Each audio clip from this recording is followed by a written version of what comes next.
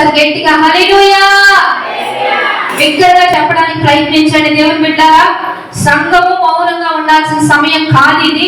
ప్రతి ఒక్కరికి దేవుడు పనిచ్చాడు, తలాంతులు ఇచ్చాడు. వాటిని దేవుని కొరకు వాడండి. పాడైపోకుండా ఉంటాం, దీవెనకరంగా ఉంటాం, అనేకులకు ఆశీర్వాదకరంగా ఉంటాం. కాబట్టి కోజంతో విస్తారంగా ఉంది. పనివారు కావాలి ఏసైకి. కూర్చొని మౌనంగా దిగులుగా బాధగా చప్పరించుకొని వెళ్ళిపోయే వాళ్ళు ఏసైకి అవసరం లేదు. ఏసైకి పనివారు కావాలి. మీకు ఏ పని ఇచ్చాడంటే వచ్చి దగ్గర నుంచి స్తుతించే పని ఇచ్చాడు.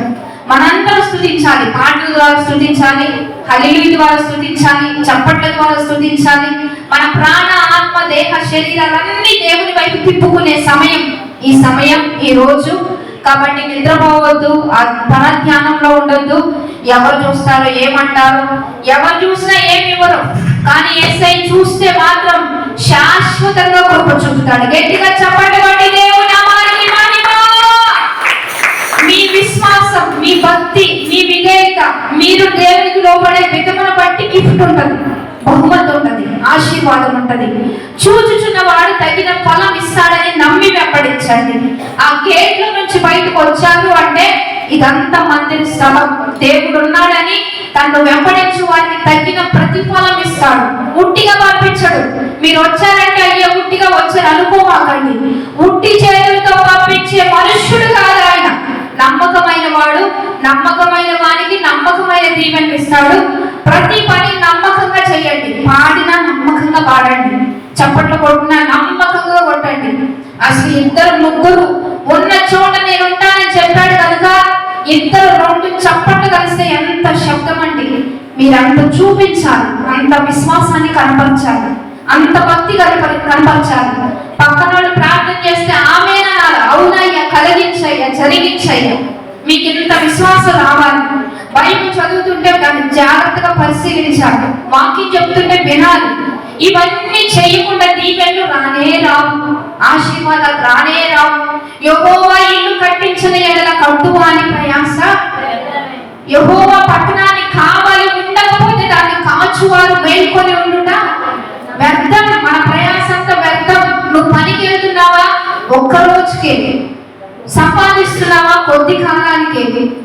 ఏది ఉన్నా ఎంత ఉన్నా యెహోవా దీవెన మన మీద ఉంటే చిన్న పనిలో కొండంత ఆశీర్వాదం, చేసే కొద్ది పనిలో దీవెన వర్షాన్ని కుమ్మరిస్తానని వాగ్దానం చేశాడు కనుక యెహోవా దయ లేకపోతే, యెహోవా కృప లేకపోతే, యెహోవా కను దృష్టి లేకపోతే మన బలం, మన హోదా, మన పదవి, మనకున్న సమస్తం సున్నా.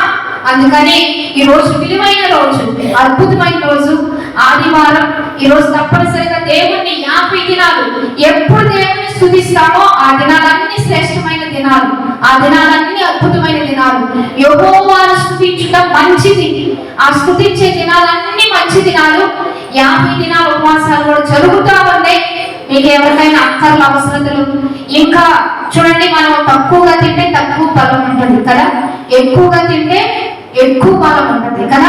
తక్కువగా ప్రార్థన చేస్తే ఆత్మీయం కూడా తక్కువ బలవంతులం అవుతాం. ఇంకా ఎక్కువగా ప్రార్థన చేస్తే ఆత్మీయంగా బలవంతులం అవుతాం. అందుకని దేవుడు ఏమంటున్నాడంటే, ప్రియుడా, ఆత్మల వర్ధిల్లుచున్న ప్రకారం అన్ని విషయాల్లో నువ్వు వర్ధిల్లాలని నేను కోరుకుంటున్నా అంటున్నాడు. గట్టిగా చప్పట్లు కొట్టి దేవుని నామానికి మహిమ. ఆత్మలో వర్ధిల్లితేనే అన్ని విషయాల్లో, ప్రియుడా నీ ఆత్మ ముందు వర్ధిల్లితే ఆటోమేటిక్ అన్ని విషయాలు, వ్యాపారమా, ఉద్యోగమా, వివాహమా, చదువా, ఇల్ల, పొలమా, స్థలమా, గృహమా, సమస్తం దేవుడు ఇస్తాడు. ఈ ఆత్మ వర్ధిల్లకుండా ఇక అన్ని విషయాల్లో వర్ధిల్లలేము, ఆశీర్వదించబడలేము.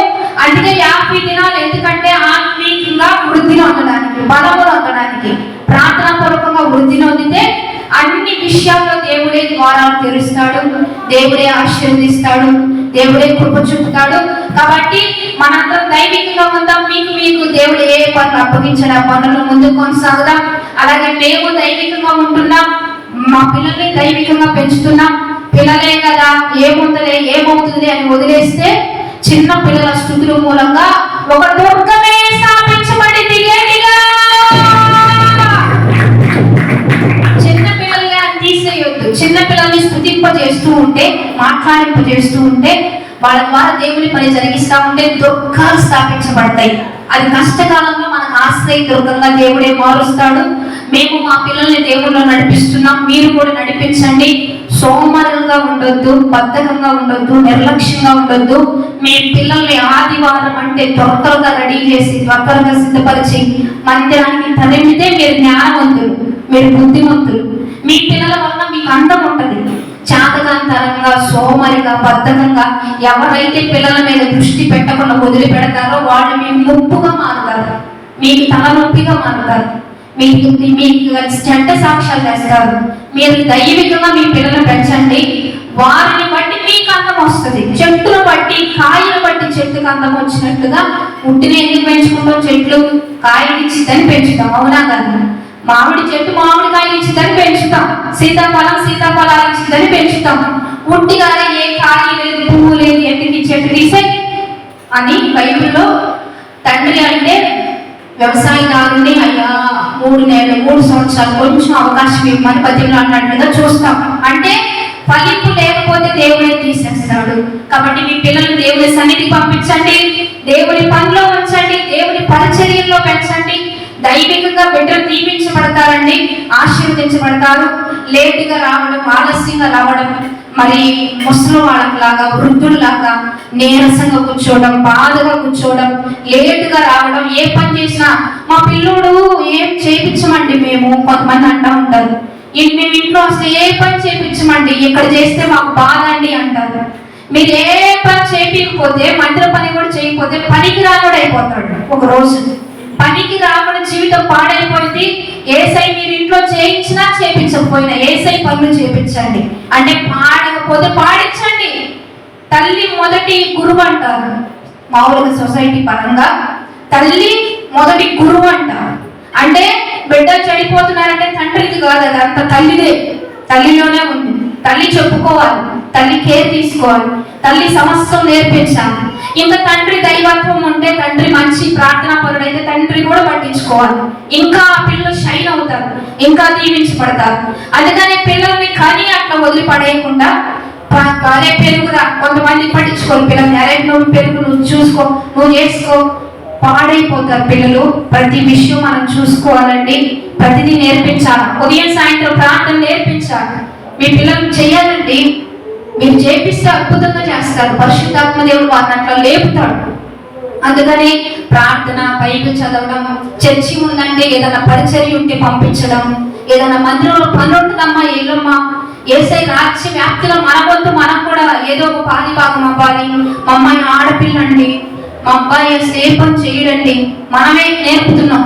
అంటే వాడికి ఏమని చెప్తున్నావు అంటే ఏ పని చేయొద్దు, నువ్వు ఏది కూడా చెయ్యొద్దు, ఏది కూడా చెయ్యొద్దు. నువ్వు బాలుడైనా బాలికైనా నడవలసిన త్రోవలో మనం నేర్పినప్పుడు వారు పెద్దవారైనా మనకి తలభారం ఉండదు. యేసయ్య పని చేస్తే అందరికీ దీవెనండి, నువ్వు కాదు నేను కాదు, అందరినీ దీవిస్తాడు యేసయ్య పని చేస్తేనే.